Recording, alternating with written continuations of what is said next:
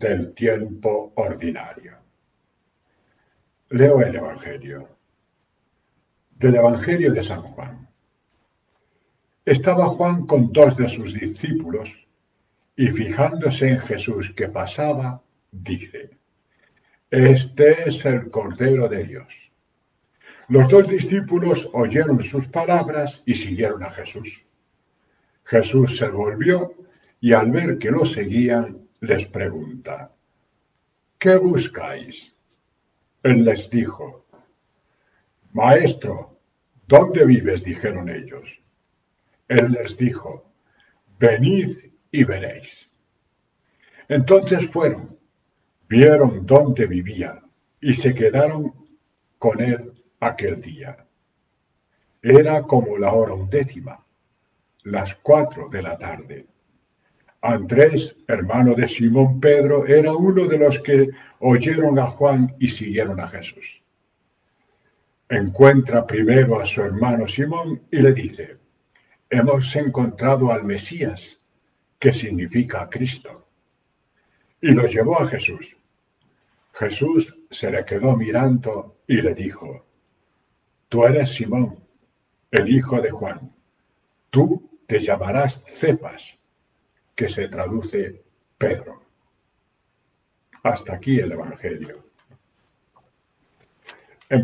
Seguimos en este tiempo con el tiempo ordinario, definido así por la liturgia.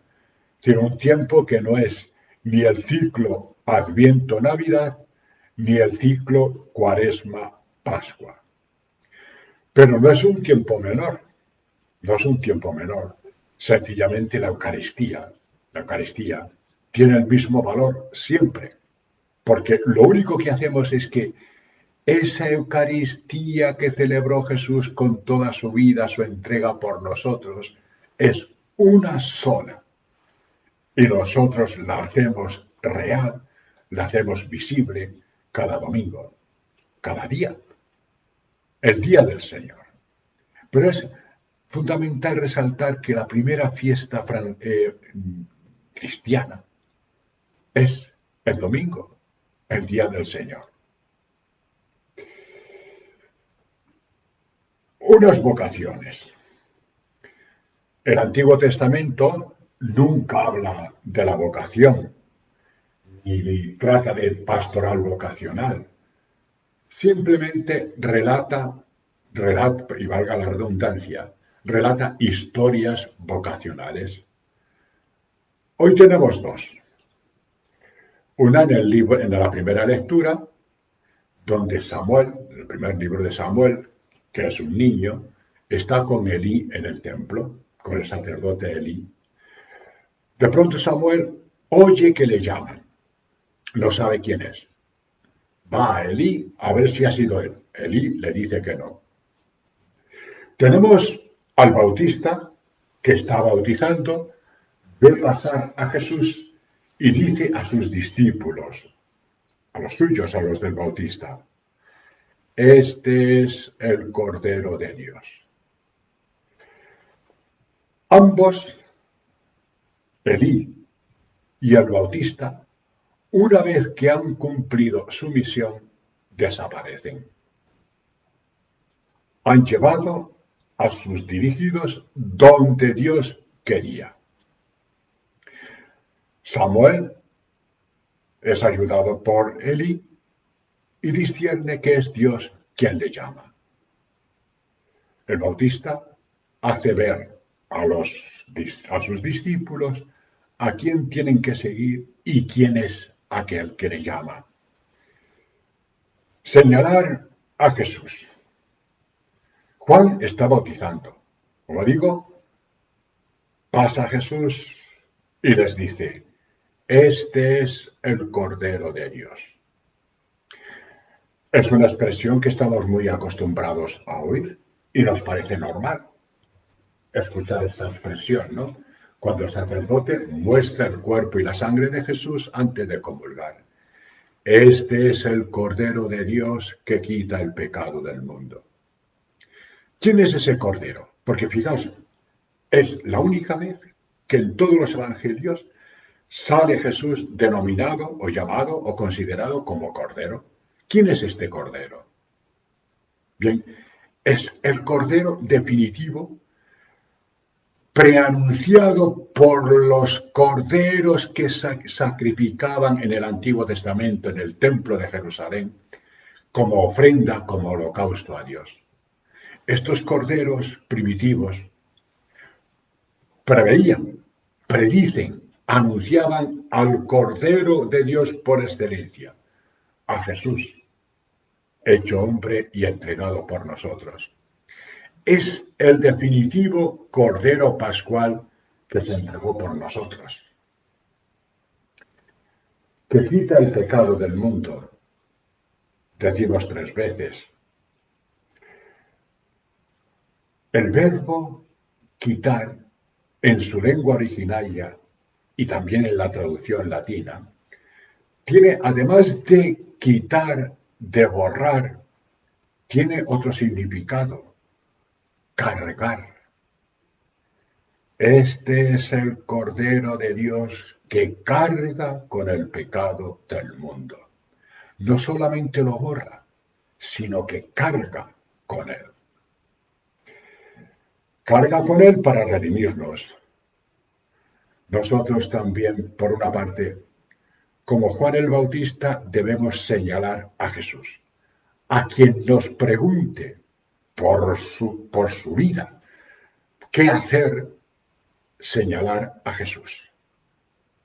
Y como Jesús, también nosotros hemos de cargar con el pecado del mundo, no solamente asumiendo nuestra propia responsabilidad, ¿no?, sino a cargar en singular con ese pecado del mundo para redimirlo, ¿no?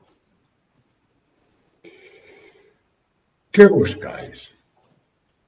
Los discípulos del Bautista siguen a Jesús. De pronto se vuelve el maestro y les pregunta: ¿qué buscáis? Es una pregunta directa, muy importante, muy incisiva. ¿Qué buscas en la vida?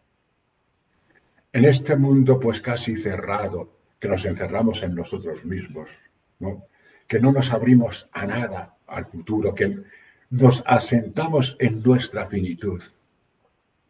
¿Qué buscamos? ¿Es posible buscar algo?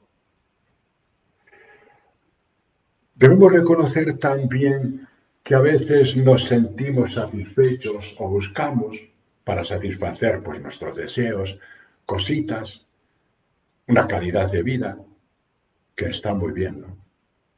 Pero eso nos llena de felicidad. Eso nos ayuda a ser verdaderamente libres, a ser auténticamente personas. ¿Quiénes somos nosotros? ¿Quién es el ser humano? ¿Somos simplemente un diminuto ser perdido en el universo que ha venido a este mundo sin que le consultaran?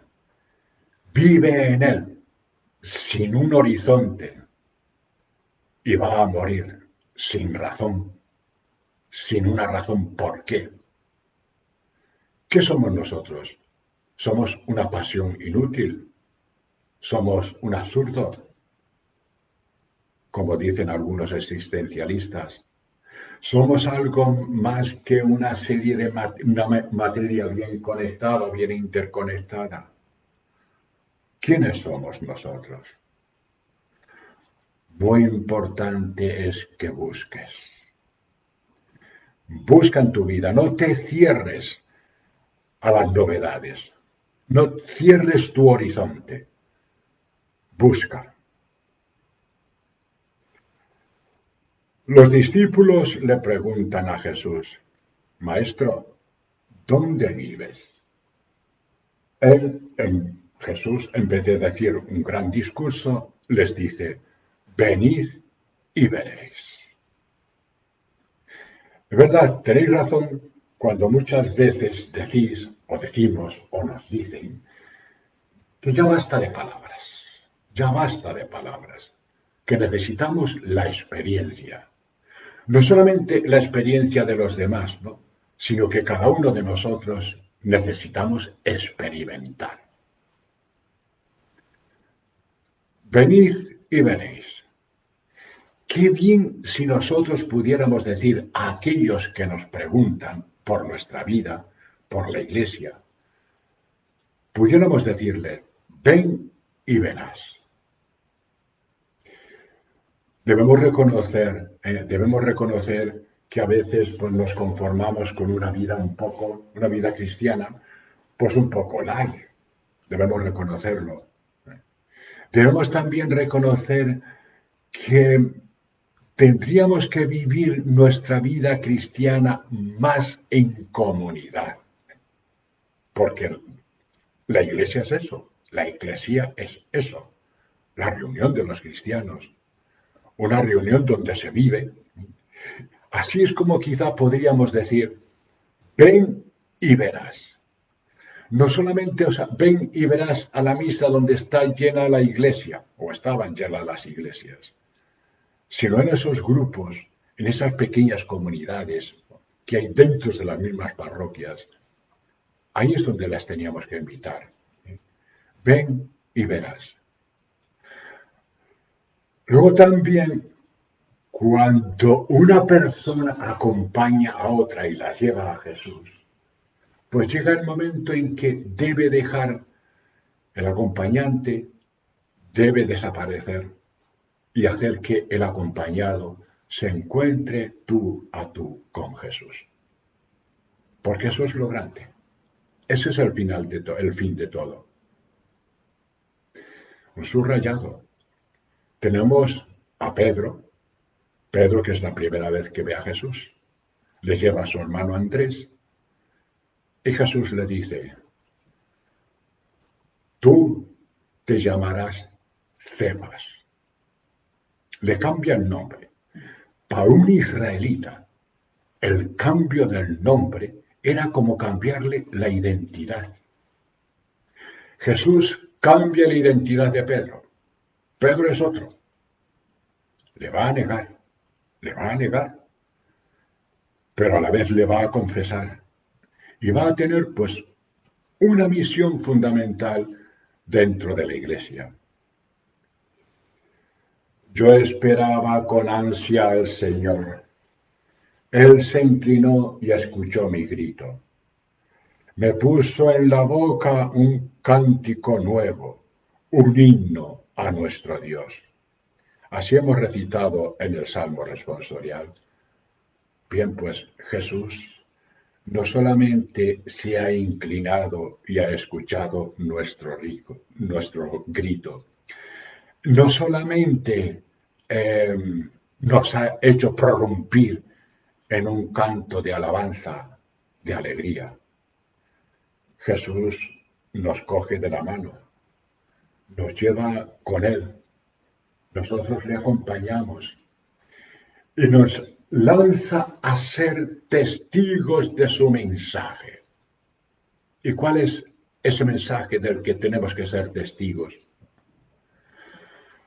Lo que hemos visto y oído, lo que con nuestras manos hemos palpado del verbo de la vida, porque la vida se hizo carne en Jesús.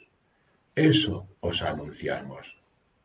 Lo que hemos sentido, vivido en nuestra experiencia cristiana, en nuestra vida cristiana, eso es lo que anunciamos.